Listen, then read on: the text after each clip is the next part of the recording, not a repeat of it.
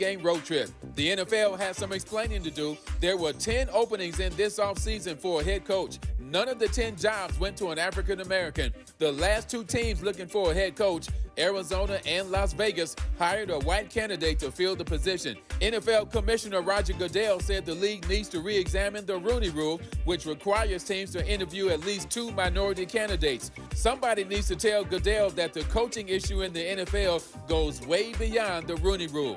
No debates, no speculation, just the info you need. That's your KBLA Sports Minute. I'm Ray Richardson. More news, opinions, and conversation when we come forward on KBLA Talk 1580.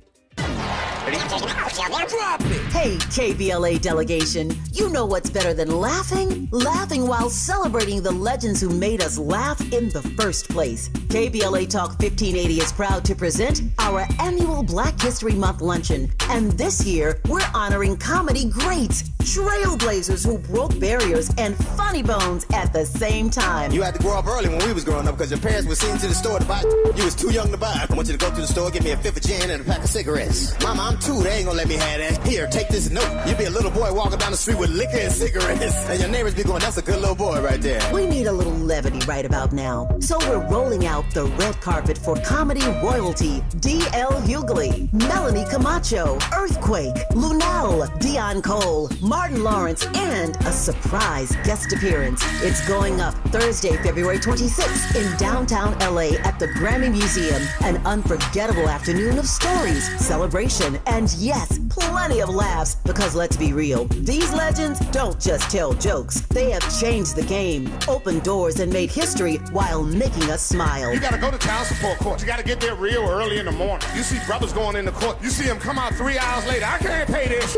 Let me talk to you, baby. Please, let me talk to the witness, Your Honor. Let me talk to the witness. Brother be working for 3 weeks, get his check is $43. This year, for the first time ever, we have set aside a limited number of individual tickets for the luncheon. They are going to go fast, and when they're gone, they're gone. So, if you want a single ticket, or if your company or organization wants to sponsor a table, move swiftly and get to KBLA1580.com right now. All these comedy giants in one room on one stage at the same time? Stop it! This event is going to sell out quicker than right now and sooner than at once. KBLA Talk 1580's annual Black History Month luncheon, Thursday, February 26th at the Grammy Museum. It's gonna be legendary, just like them. What's up? What's up? What's up? You got to laugh the pain away.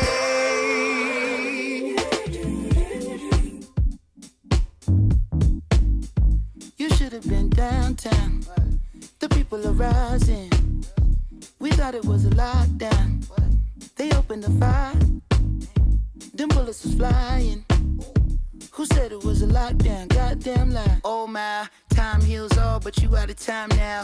Judge gotta watch us from the clock tower. Little tear gas cleared the whole place out. I'll be back with the hazmat for the next round. We was trying to protest and the fires broke out. Look out for the secret agents, they be planted in the crowd. Set a civil unrest, but you sleep so sound like you don't hear the screams when we catching beat down. Staying quiet when they killing, but you speak loud when we ride. Got opinions coming from a place of privilege. Sicker than the COVID, how they did them on the ground. Speaking of the COVID, is it still going around? Won't you tell me about the looting? What's that really all about? Cause they throw away black lives like paper towels plus unemployment rate. What, 40 million now? Killed a man in broad day. Might never see a trial. We just wanna break chains like slaves in the south. Started in the north end, but we in the downtown. Riot cops try to block, now we got a showdown. Down. KBLA Talk 1580. Should have been there. The people are rising. All right. It's a conversation that is important. In all the chaos, it's easy to lose track of this one or that one, and that's why sometimes we just got to focus and know what's going on in a particular area. We are welcoming in the founder and CEO of a group called the Wellness Equity Alliance. He's a public policy health expert focused on global health security and equity, and also author of the book Poverty, Pandemics, and Politics. Dr. Tyler Evans, welcome. Dr. Evans, can you hear me? I can. Thanks for having me. Thanks for joining us today. There's a lot to unbox around here. infectious diseases, addiction, medicine, public health, all of these are your areas of expertise. And I imagine between research and the speaking out and advocacy, you are probably busier than you ever have been under this current administration. I'd say top 5. The pandemic was probably the sort of busiest I've ever been, but close.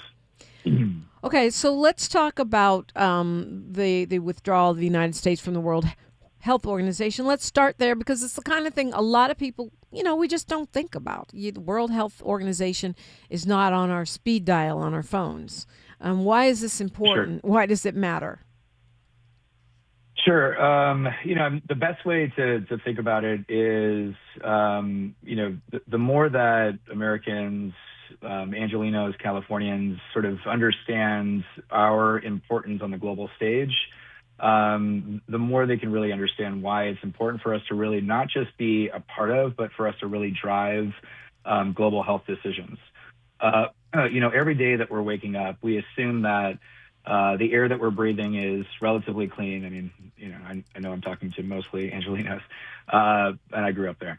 But we assume that there are relative sort of, mitigation of sort of toxins, other pollutants in the ocean, microbes that are, able to sort of infect our lungs and other parts of our body. We do that we accept or believe that because of public health. Public health historically has worked most effectively when it's sort of silent, when it's sort of like it's these invisible sort of safeguards around you, almost like, the fire mitigation or fire prevention. You don't see it until you see it. And so it's, public health in general is important, but public health, particularly from a global standpoint, is even more important because we're all connected, right? The more that the globe is connected, via sort of economics, commerce, military, health, science, et cetera, the more folks are getting onto planes, the more packages are getting onto planes and other sort of, vessels of transportation.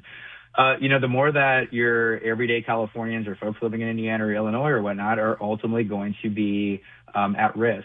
And again, we need to be driving these conversations and understanding what those risks are and how do we respond to that. Increasingly, it's not just this administration. Increasingly, we have not participated as much as we should have with the WHO. In fact, under Trump 1, we hadn't paid our dues for several months. Think of us as a sort of Netflix subscription.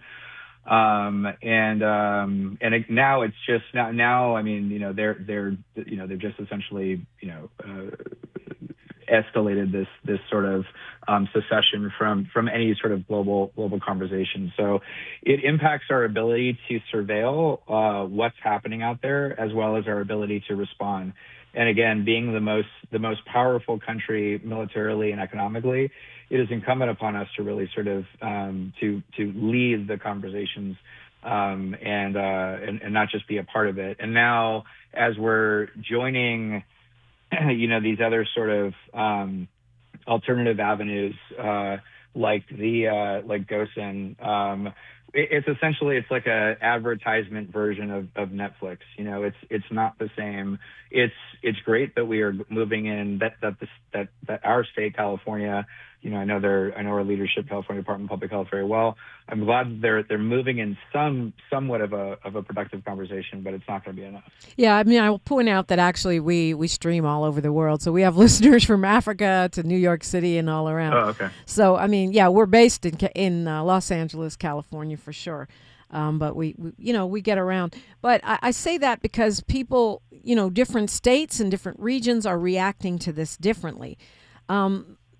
When you say surveil, the World Health Organization tracks. I mean, one of the things they do is track what is becoming more problematic, right, in terms of whether it be a virus or a bacteria or some kind of health trend that would impact us, that would impact the whole world. By us withdrawing, does that mean we'll know less than everyone else about what's going, like we would be less likely to see a COVID pandemic coming? Should that happen again? Yes. Yes, 100%. That we will be significantly delayed. Again, it's like the best way to describe it as having, some sort of, advertisement or commercial version of like Netflix. You got to pay to play. And the more that we engage, both passively and actively, we are part of the global response to emerging communicable diseases as well as other things. Again, it's not just WHO. It does not just focus on infectious diseases. But if we just focus on infectious diseases, that's my area, so I can speak well on that. We are absolutely going to have significant delays when it comes to understanding what threats are at our borders, or landing in planes. And that's exactly what happened with the COVID-19 pandemic. We were in certain states, you could track if there was a delay of weeks to, certainly months, but even weeks.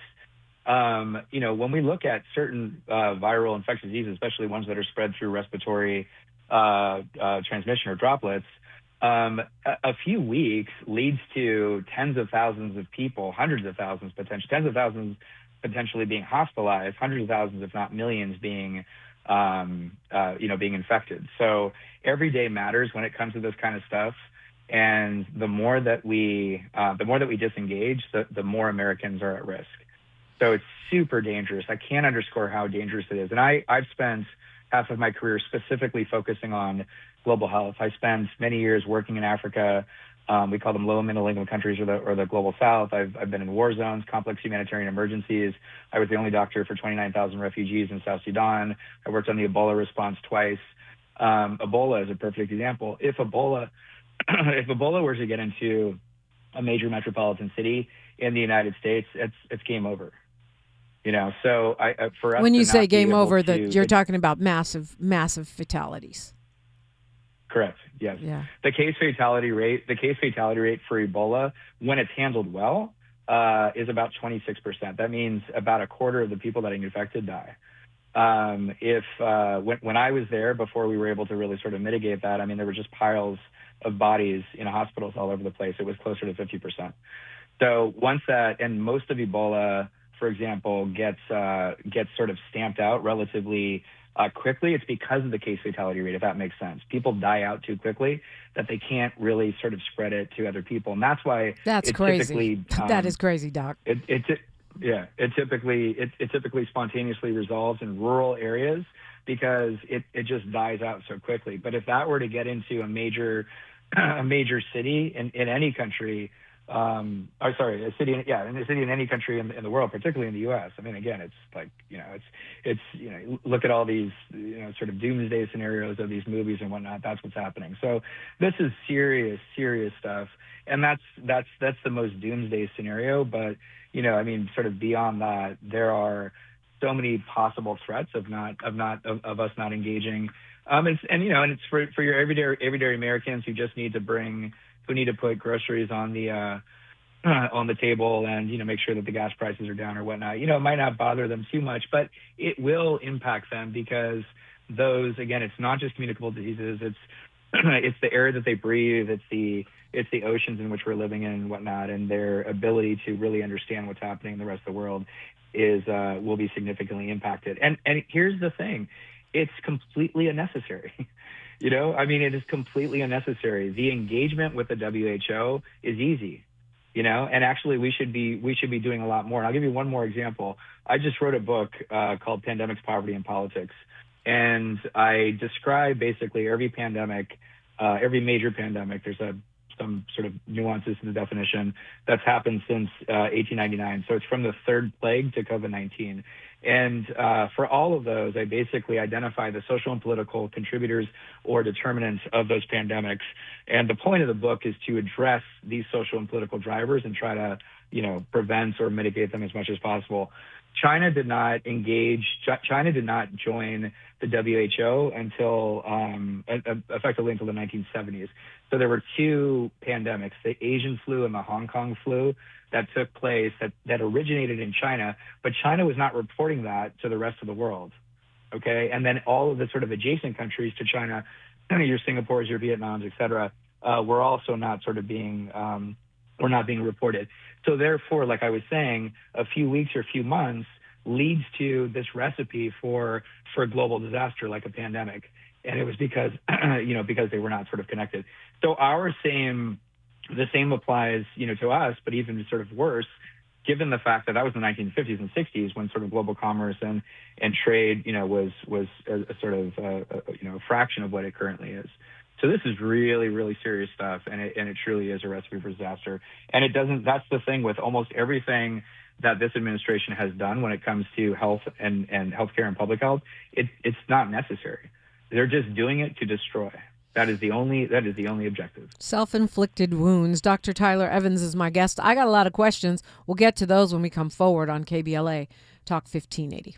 She's reclaiming her time on KBLA Talk 1580. More First Things First with Dominic DePrima when we come forward. Hi, I'm Tavis Smiley. The tools to hold a meaningful conversation should not be reserved just for a privileged few. It is a skill our world desperately needs in every community, at every table. So I'm pleased to announce the Founding Members Scholarship Program for my online course, The Art of Conversation, in 4 different categories. The Community Builder, for those who serve others, the Rising Voice for emerging communicators, the Bridge Builder for underrepresented perspectives, and the Determined Scholar for those facing financial hardship. If finances are the only barrier between you and this training, well, let's hurdle that barrier. We're accepting applications right now at TavisTalks.com. That's TavisTalks.com. The priority deadline is February the 10th. So visit TavisTalks.com right now and let's build this table together.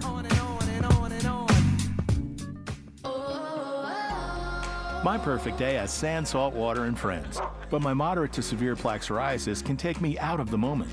Now I'm all in with clearer skin thanks to Skyrizi. Risankizumab Riza, a prescription-only 150 milligram injection for adults who are candidates for systemic or phototherapy.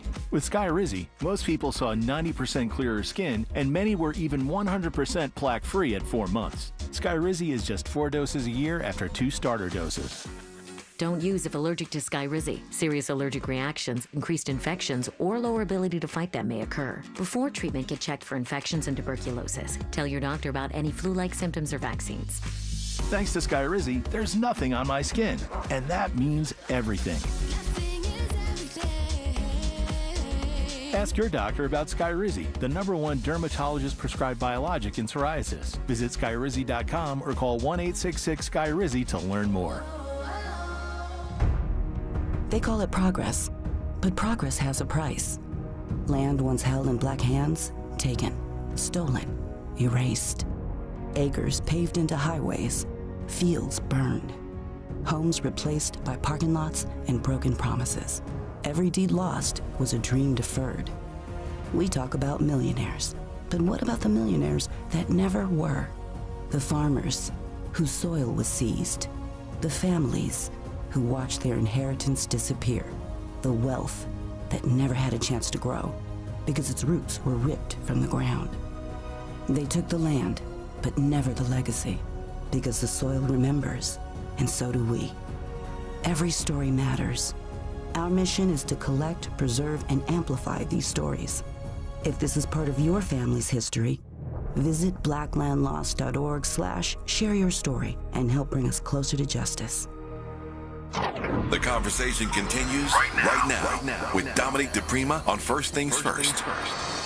Dr. Tyler Evans, MD, MS, MPH, DTM&H. You have more letters after your name than I think anyone I've ever interviewed. I can't say I know what all of those degrees stand for, but certainly he's the author of a book called Poverty, Pandemics, and Politics, founder and CEO of the Wellness Equity Alliance.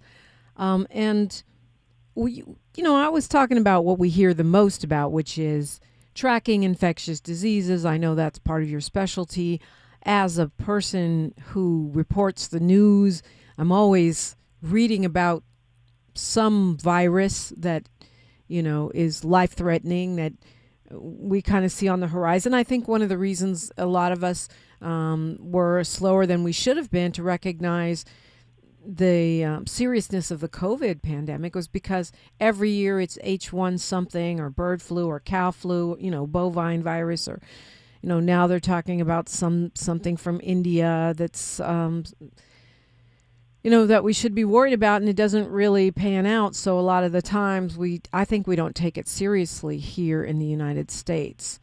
And it's hard to know when to take something seriously and when to ignore it. Do you want me to respond to that? Yeah, I mean, because I think it feels like it's going to be even harder now, especially with the U.S. moving away from vaccinations under the RFK mandates. Yeah. Well, so there's really, I mean, when you think about the general sort of threats to public health, and and these folks in the White House, sort of radically and rapidly dismantling and destroying the public health systems in the U.S. that have existed for decades. Effectively, they're, I've sort of, eyeballed Project 2025. Their goal is really just it's destruction of a lot of these institutions that they don't fully understand. And like I was saying before, with public health, why I think a lot of folks don't really understand the importance of public health is because when it's working really well, it's relatively sort of silent for the community. And the public health it's a common good. It's for all folks. And so there's this perception that somehow it's this hyper liberal idea, but it's literally there to protect all communities. Microbes don't know the difference between blue and red. They will impact any state. And so that's really sort of important to note. Now, a few things about the WHO that I didn't mention earlier. The WHO was a part in the Bretton Woods agreement, which essentially it was talks that took place in Bretton Woods, New Hampshire, to form the United Nations. And WHO was a sort of the health arm of the UN. And so, just think about the WHO is a part of maintaining global security, right? When we don't have, some of the WHO has these sustainable development goals. During the millennium, they had MDGs, Millennium Development Goals. The current goals are no poverty, zero hunger, global health and well-being, quality education, gender equality, clean water and sanitation, affordable and clean energy, decent work and economic growth, industry innovation and infrastructure, reduced inequality, sustainable cities and communities, responsible consumption and production, climate action, life below water, life on land, peace, justice, and strong institutions, and partnerships for those goals. Those sound all pretty good. I'm sure that folks on the right are thinking, are sort of rolling their eyes, thinking, a lot of these are sort of lofty liberal ideas. But these goals ultimately help to stabilize security along borders across the world. And if the U.S. disconnects from our sort of responsibilities for health actions across the world, not just Americans suffer, but people across the world suffer. So it really has this global chain reaction, which is just really sad. Now, when it comes to, you were asking about some of these emerging communicable diseases and not being sort of aware of them. And how we know what to take seriously and what not to take seriously. Right. Yeah. Right. Exactly. And there are so many out there. And the point is, most Americans don't need to know them. Right. There's so many names out there: Marburg, chikungunya, obviously Mpox, West Nile, dengue, et cetera. Most folks don't need to know those. It's really up to the public health experts, both globally and sort of stateside, to tell, Americans, when to be concerned and when not to be concerned, because folks are busy, And so what this administration is doing, though, is their focus, it's not just health and science. There is this attack on expert opinion that we've been seeing. And, unfortunately, the voices now of public health professionals are being drowned out in this sort of plutocracy that they're sort of creating, where essentially, it's might is right, and the wealthiest or the richest somehow sort of know everything. Yeah. And so unfortunately, the folks that, again, with the expert scientific opinion or public health leaders now are being, their voices are being, effectively removed. The CDC, it's pretty much gone in terms of their legitimacy. I never thought I'd say that, but it's pretty much gone in terms of their legitimacy. In fact, I have two former CDC executives on my team, including the former chief medical officer. So, I guess we're becoming ultimately a retreat or haven for traumatized. Yeah, but so that's another question that I have. It's the same question I had about USAID and the aid structure, and including the help that we give to other countries in reducing deadly diseases or major health problems like AIDS, HIV.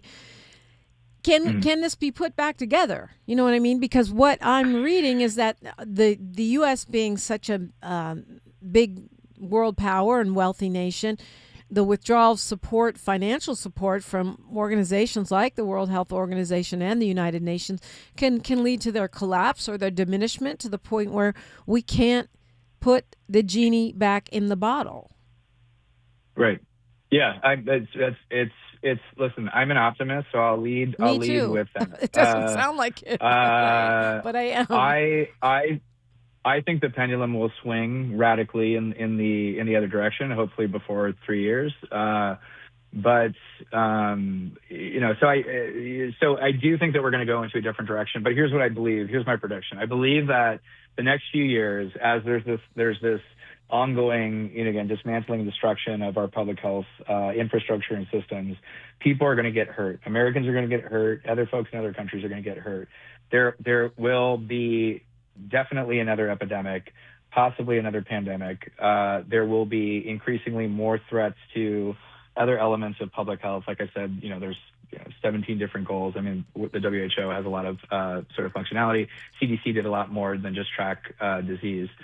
And so there will be people that are getting impacted. We're seeing right now in South Carolina and other states. And, with these changes in the vaccine schedules, newborns are going to get impacted. Viral hepatitis B, one of the most prevalent infectious diseases out there. Newborns are now their parents' ability to get sort of access to that are going to be sort of impacted.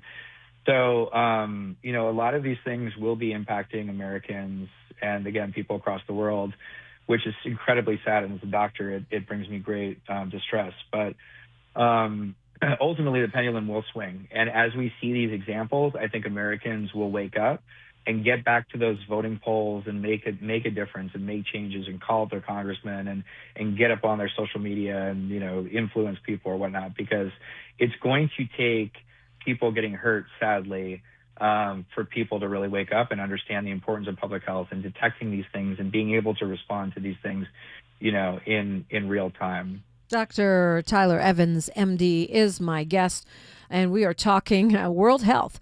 Continue that after news, traffic, and sports on KBLA Talk 1580. Thanks for starting your morning off with a voice that speaks truth to power and the powerless, getting to the heart of what matters most in our community. This is where authentic conversation meets real action. From breaking news and politics to culture and community solutions, this is where you hear perspectives you won't hear anywhere else. This is where we come together, get informed, and make change happen. You're inside First Things First with Dominique DePrima on KBLA Talk 1580. Good morning, sunshine. You make my day. I'm Tammy Eswick with BIN News Now. Let's start with BIN weather. Elon Musk is donating generators to Mississippi and Tennessee. Now, northern Mississippi, which has one of the largest concentrations of black people in the state, was hardest hit. Big trees on the ground, trees on the roof. Those fallen trees caused power outages, but according to WJTV in Jackson, 500 of those generators went to Tippahawk County, also in northern Mississippi, but where the population is 80% white. 40,000 people are without power, according to PowerOutage.com. This as we learned today that 25 people died due to the winter weather in that state. Shelby County Commissioner Edmund Ford Jr., who's a black man, has resigned following his guilty plea to 5 counts of tax evasion. Finally, congratulations goes to South African singer Tyla, who won the Best African Music Performance Award for the 2026 Grammys. Get BIN News Now on demand 24/7 on the iHeartRadio app. Think It Up is an initiative to activate student-powered, teacher-led learning projects. Students and teachers, how can you spark great learning experiences in your classrooms today? Join at thinkitup.org. Is this the time? This is the KBLA Sports Minute with Ray Richardson. The Clippers came home Monday night from a 3-game road trip and appeared to have some jet lag. They had a tough time with Philadelphia and ended up losing 128-113 at the Intuit Dome in Inglewood. Kawhi Leonard was the only bright spot for the Clippers with 29 points. The Lakers are at Brooklyn tonight, final game of their 8-game road trip. The NFL has some explaining to do. There were 10 openings in this offseason for a head coach. None of the 10 jobs went to an African American. The last 2 teams looking for a head coach, Arizona and Las Vegas, hired a white candidate to fill the position. NFL Commissioner Roger Goodell said the league needs to re-examine the Rooney Rule, which requires teams to interview at least 2 minority candidates. Somebody needs to tell Goodell that the coaching issue in the NFL goes way beyond the Rooney Rule. No debates, no speculation, just the info you need. That's your KBLA Sports Minute. I'm Ray Richardson. More news, opinions, and conversation when we come forward on KBLA Talk 1580.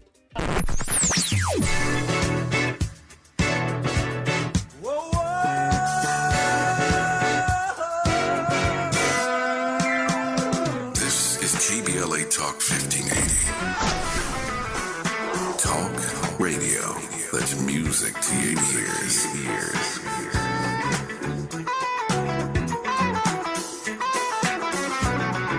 We're unapologetically progressive. KBLA Talk 1580. KBLA Talk 1580, connecting you with the world. African Focus Incorporated is a community-based organization whose mission is to bring Africans and African Americans together, lead charitable initiatives on the motherland, and educate people from all walks of life on the beauty, legacy, and opportunity of Africa's 54 nations. And it's that time once again when African Focus is teaming up with KBLA Talk 1580 for our 8th annual African Focus Trailblazers Tour. Travel with us in 2026 when we're headed to the southern African nations of Zambia and Botswana for a historical, cultural, and vacation tour led by me, Dominique DePrima, Cultural Ambassador for African Focus Incorporated. Enjoy luxurious accommodations, conscious fellow travelers, shopping, adventures, cultural tours, wildlife safaris, and a giant waterfall, one of the world's 7 wonders, along with a chance to be of service at an orphanage on the continent. Become an AFI trailblazer by exploring the motherland with a nonprofit organization that has members in Africa and America to help roll out the red carpet for you, and together we'll make a difference and have fun doing it. For more information, visit africanfocus.org or call 310-676-7300. That's 310-676-7300 or africanfocus.org. Whether it's stateside or exploring the diaspora, we're with you every step of the way. African Focus and KBLA Talk 1580. Come go with us. Are you drowning in IRS tax debt? Angela was. She called Civic Tax Relief and saved over $80,000. Felicia was having health problems, got behind on her taxes, interest and penalties were adding up. She called Civic Tax Relief and saved over $15,000. Civic Tax Relief is a professional tax negotiation firm that can protect you from the IRS. If you're getting collection letters, call Civic Tax Relief for a free consultation. They will go to work helping you discover all the relief programs you may qualify for free. James owed the IRS $37,000. Civic Tax Relief represented him against the IRS, and by the time everything was completed, he did not owe the IRS anything. If you are in trouble with the IRS, call Civic Tax Relief for your free consultation now. 800-200-2257. 800-200-2257. Get a free consultation and real tax relief. Call 800-200-2257. 800-200-2257. Find a righteous rage and don't be afraid to say what you see. We're KBLA Talk 1580. And as usual, I'm glad you're here. You're invited in if you have a question. It's an important conversation. 800-920-1580. 800-920-1580. Dr. Tyler Evans is the author of Poverty, Pandemics, and Politics, founder and CEO of Health Wellness Equity Alliance, and a public health policy expert. One of the things that I was reading about in preparing for this interview is not only the World Health Organization, as you say, tracking diseases, it does many other things. Not only what we will lose in terms of information from us, but what the World Health Organization loses in terms of expertise coming from us.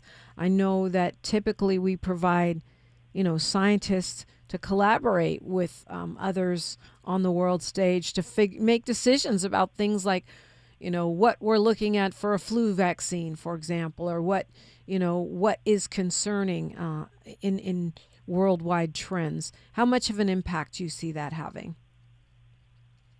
Very significant. Listen, there's 193 member states of the UN, and sort of by extension, the WHO has the same. I guess it's now 192. We, again, should not just be a part of this passive sort of, presence. We should be leading it.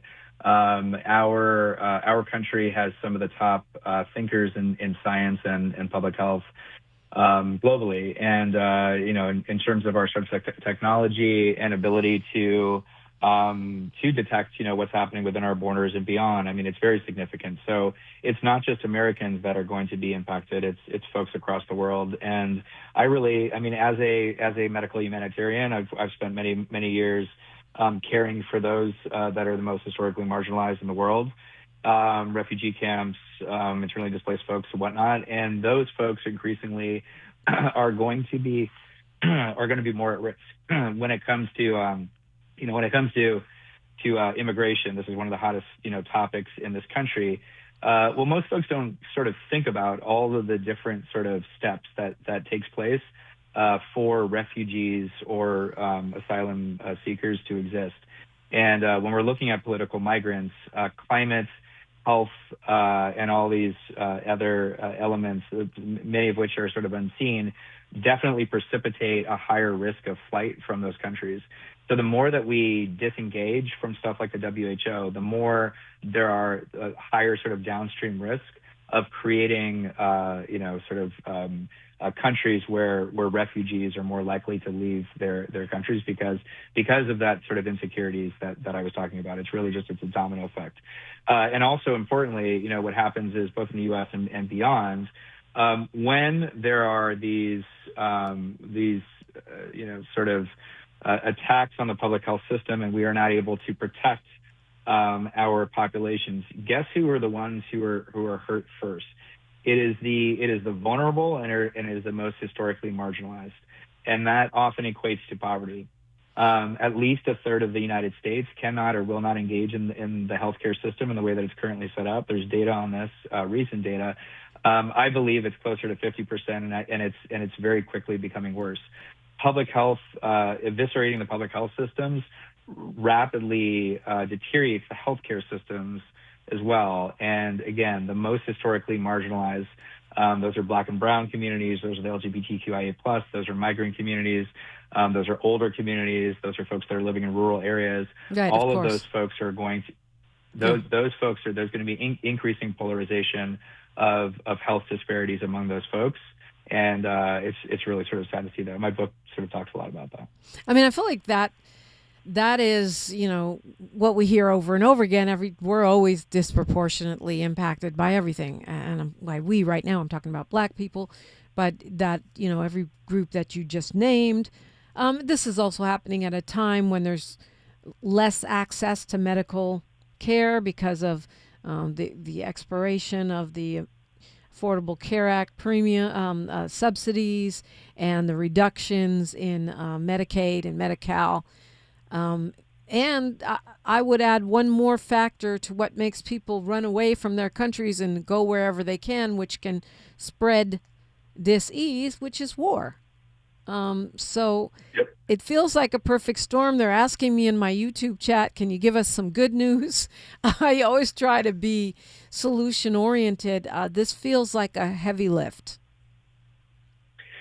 I'm definitely solution oriented. Our organization definitely is. By the way, I wanted to flag too, just for the Angelinos. I'm also an associate professor at USC, University of Southern California, Keck School of Medicine, Department of Population and Public Health Sciences. So I have kind of skin in the game when it comes to LA. The good news is, again, I think the pendulum is going to swing. And I think that we are going to, as we see some of that destruction and people getting hurt and sick, as I sort of predicted, I think there will be folks that are going to jump in and try to strengthen our public health systems. We're going to see ultimately, and there will hopefully be a sort of consensus and sort of this understanding of the importance of public health. So I think in the years to come, we will double down actually on public health. And I think in 5 to 10 years, we will have a significantly stronger public health system, both in the United States and abroad. And our organization is looking to rebuild. We are sort of done with trying to salvage or save what the current administration is doing, because they're just on a road to destruction here. But we will rebuild, and we will make our country the world that much sort of safer. And I believe that strongly, because ultimately, again, public health is it's in there for the common good. We're here for everybody. And I spent my entire career working on what most Americans believe to be some sort of abstract diseases, right? Like HIV, tuberculosis, malaria, dengue, et cetera. Most Americans had never even heard of these diseases. I mean, HIV perhaps, but they were often sort of disconnected by time and space. And so the reality is, the pandemic really allowed people to really understand how connected everybody is. I think everybody was either directly impacted or was one degree of separation impacted by the COVID-19 pandemic. And again, we're going to be seeing more of that. So I can't underscore how important it is that we really invest in our public health systems and again, protect all populations, but particularly our most historically marginalized. And so again, I think, we will see, unfortunately, some sort of carnage in the next few years, but we will rebuild, and I think we'll be that much stronger. And I think that's what the states are trying to do right now. There's the global public health, the Governor's Public Health Alliance that's been created. It is a group of 15 different governors. Unfortunately, they're all blue states. I wish there was more red participation, because again, public health should not be politicized. But essentially, they're looking to, again, rebuild our public health systems as it's sort of currently being dismantled. So and Governor Newsom is really leading that. So you referenced the Global Outbreak Alert and Response Network, and which is part of the World Health Organization, right? California has joined that. Is that what Illinois is joining? Like, what does it mean for a state to connect with the World Health Organization? Does that protect the state in the same ways? It seems like it wouldn't. It seems like it wouldn't. It's as I was saying before, it's kind of like your advertisement or commercial version of Netflix. It gives you like the watered down version of it. No non-nation can join the WHO. Again, it's a part of the United Nations, so you have to be a country. But there are other, organizations or institutions, and in this case, states could independently join, parts of the WHO function. And in this particular situation, we're talking about this outbreak and response network. But it is, and there are other ways to, I'm very much in the weeds on this stuff. There are other ways that we can sort of get reports of what's happening in, cities or towns across the world.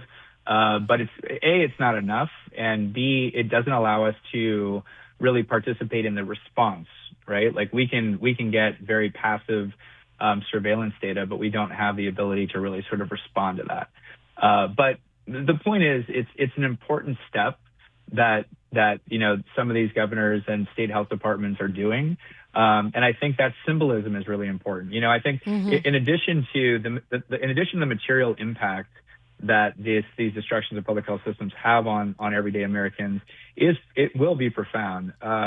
but it's also the confidence too, right? Our confidence in public health has been rattled because Americans are thinking, oh, okay, well, CDC, WHO, we're disconnecting. I guess it's not that important. So our ability to really understand, the vaccinations and all that, we're not going to get into that. But I mean, that is impacting people's ability to really understand the importance of public health. And if you deprioritize something, it will come to get you. You can't sort of run from that. So we really have to have the confidence. We have to understand how serious this stuff is. But we shouldn't have to be scared of it either. We should have these systems that are out there to protect us and have experts out there to tell us, hey, when to be concerned, if this is just like a fire service, if it's dry season or whatnot, we use everything that we can to sort of mitigate any sort of risk of fire. Same thing sort of exists for public health. So I applaud the states that are joining it, like Illinois and California. There's several other states as well: Colorado, Connecticut, Delaware, Guam, Hawaii. So I'm excited actually about these responses. This connection to the WHO piece is just one part of it, but I'm excited to see this, and our organization is actively working with these alliances or aggregating agencies. Increasingly, what we're seeing are these sort of like, the way that I'm predicting is sort of like these. It's like a feudal system of public health, right? There's like the public health has been chunked out now and is now kind of breaking up in these public health fiefdoms. So they're going to need to have a ability to have like a network to connect everybody. And our organization is looking to try to be a part of that solution. So there are definitely solutions out there, and this is one step. But it's going to be a bit dark for a few years, unfortunately. Dr. Tyler Evans is my guest. We'll continue the conversation when we come forward on KBLA Talk 1580. More of First Things First with Dominique DePrima when we come forward. They call it progress, but progress has a price. Land once held in black hands, taken, stolen, erased. Acres paved into highways, fields burned. Homes replaced by parking lots and broken promises. Every deed lost was a dream deferred. We talk about millionaires, but what about the millionaires that never were? The farmers whose soil was seized. The families who watched their inheritance disappear. The wealth that never had a chance to grow because its roots were ripped from the ground. They took the land, but never the legacy, because the soil remembers, and so do we. Every story matters. Our mission is to collect, preserve, and amplify these stories. If this is part of your family's history, visit blacklandlost.org/share your story and help bring us closer to justice. USC Visions and Voices invites you to the LA premiere of Major, an exciting new dance theater performance exploring the legacy of Major at Dance. Directed by award-winning choreographer Ogemdi Ude, Major combines music and movement to explore what it means to be proudly Black and proudly femme. Join us on Wednesday, February 4th at USC's Bovard Auditorium. Reserve your free ticket now at visionsandvoices.usc.edu. That's visionsandvoices.usc.edu. LADWP urges everyone to always keep safety top of mind. If you see a downed wire, don't touch it. Stay far away and call 911 immediately. Downed wires can be deadly.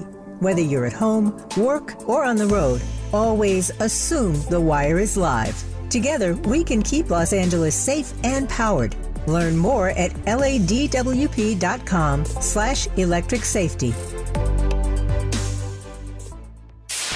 KBLA Talk 1580. We've got a lot to talk about.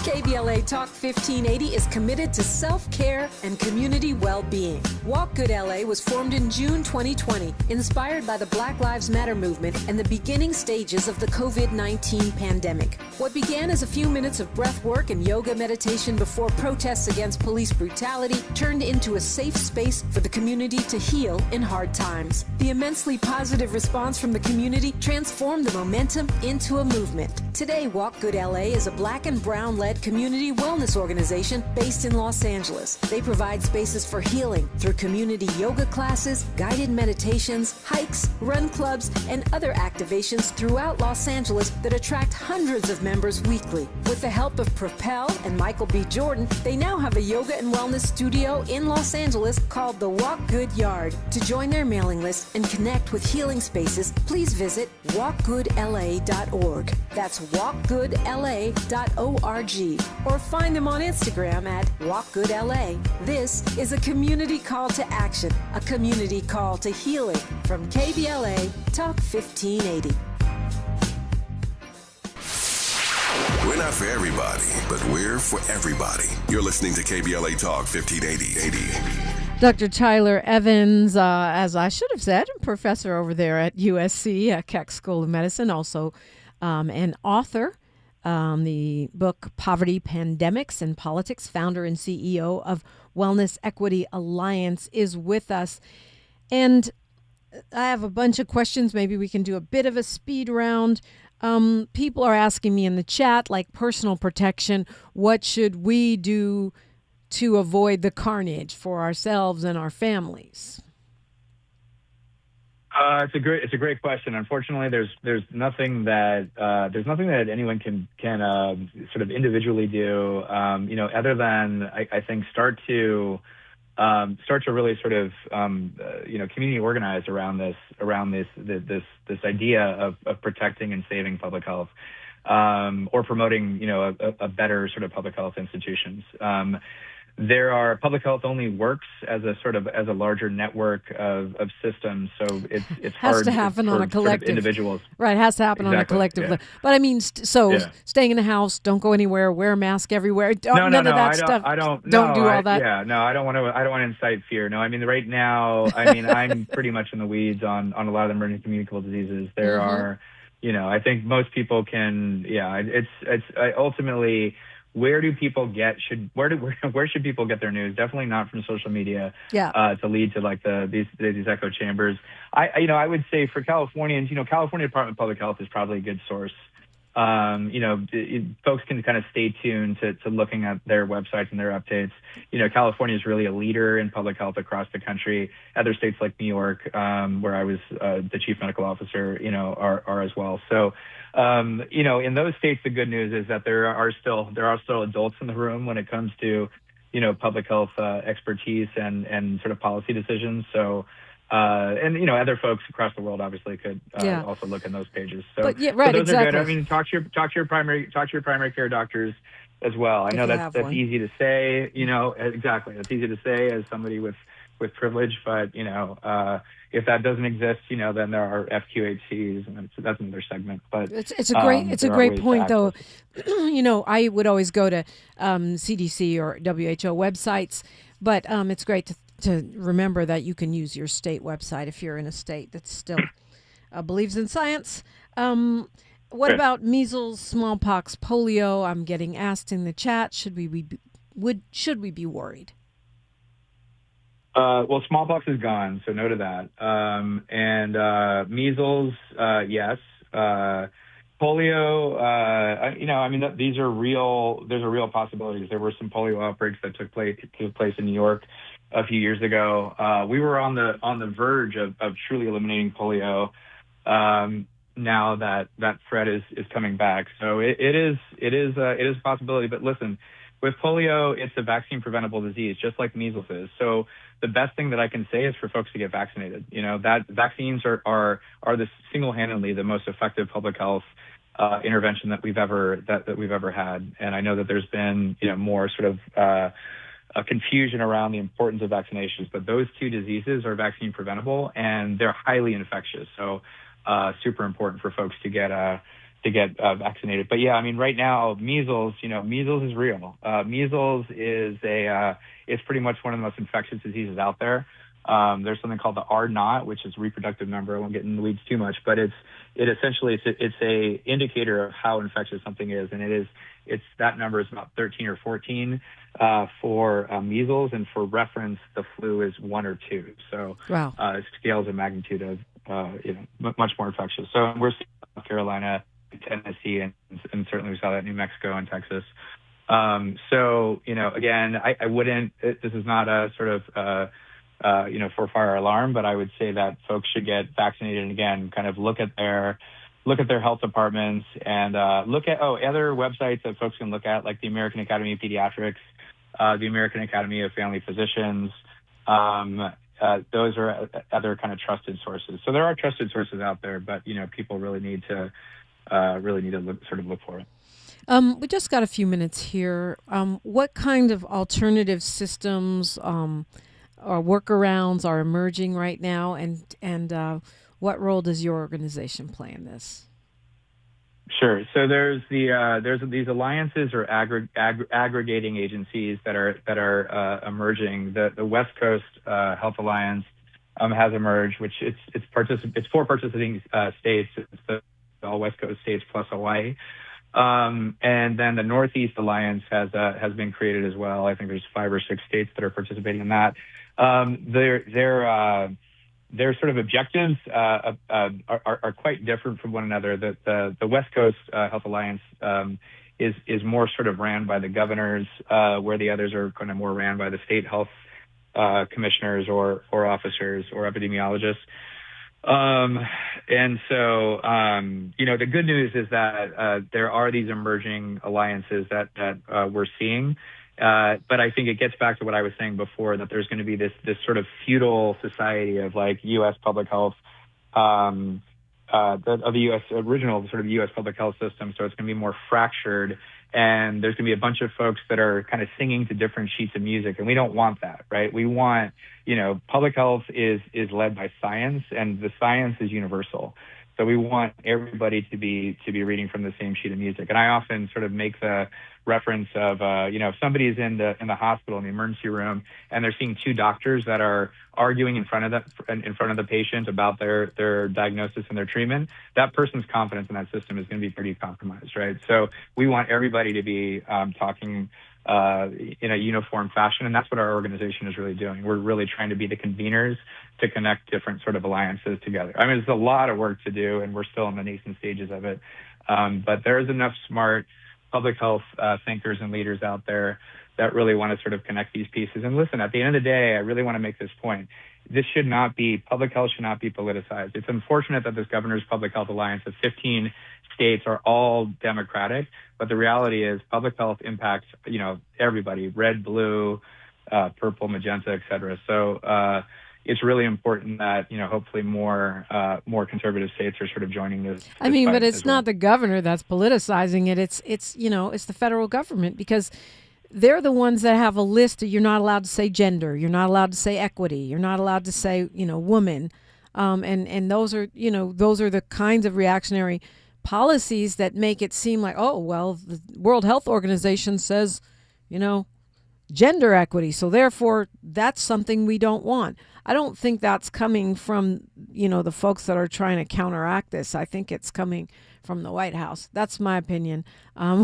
We are out of time. If you want to just clap back at me real quick, we can do that, but I'm up against the clock. No, I meant that it's unfortunate that the governors that are currently fighting for public health are only Democratic, is what I meant. I applaud them. I think it's amazing that they're doing it, but I wish that there were more Republican or conservative states that were also a part of this. Yeah, hopefully they will. I mean, it's never too late, or hopefully it's never too late. Dr. Tyler Evans, thank you so much. Learned a lot. All right, great being with you. Thank you. All right, we're talking Grammys next. What happened, what didn't happen, what you wished happened, what you loved, what you hated, after news, traffic, and sports. KBLA 1580 Santa Monica.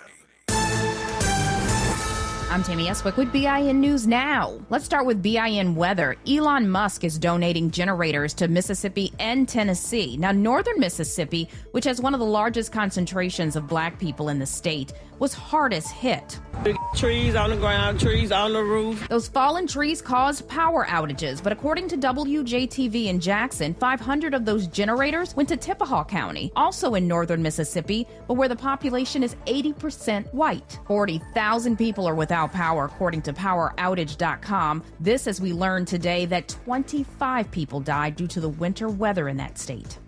Shelby County Commissioner Edmund Ford Jr., who's a black man, has resigned following his guilty plea to 5 counts of tax evasion. Finally, congratulations goes to South African singer Tyla, who won the Best African Music Performance Award for the 2026 Grammys. Get BIN News now on demand 24/7 on the iHeartRadio app. Think It Up is an initiative to activate student-powered, teacher-led learning projects. Students and teachers, how can you spark great learning experiences in your classrooms today? Join at thinkitup.org. Is this the time? This is the KBLA Sports Minute with Ray Richardson. The Clippers came home Monday night from a 3-game road trip and appeared to have some jet lag. They had a tough time with Philadelphia and ended up losing 128-113 at the Intuit Dome in Inglewood. Kawhi Leonard was the only bright spot for the Clippers with 29 points. The Lakers are at Brooklyn tonight, final game of their 8-game road trip. The NFL has some explaining to do. There were 10 openings in this offseason for a head coach. None of the 10 jobs went to an African American. The last 2 teams looking for a head coach, Arizona and Las Vegas, hired a white candidate to fill the position. NFL Commissioner Roger Goodell said the league needs to re-examine the Rooney Rule, which requires teams to interview at least 2 minority candidates. Somebody needs to tell Goodell that the coaching issue in the NFL goes way beyond the Rooney Rule. No debates, no speculation, just the info you need. That's your KBLA Sports Minute. I'm Ray Richardson. More news, opinions, and conversation when we come forward on KBLA Talk 1580. Hi, I'm Tavis Smiley. The tools to hold a meaningful conversation should not be reserved just for a privileged few. It is a skill our world desperately needs in every community, at every table. So I'm pleased to announce the Founding Members Scholarship Program for my online course, The Art of Conversation, in 4 different categories. The Community Builder, for those who serve others, the Rising Voice for emerging communicators, the Bridge Builder for underrepresented perspectives, and the Determined Scholar for those facing financial hardship. If finances are the only barrier between you and this training, well, let's hurdle that barrier. We're accepting applications right now at TavisTalks.com. That's TavisTalks.com. The priority deadline is February the 10th. So visit TavisTalks.com right now and let's build this table together.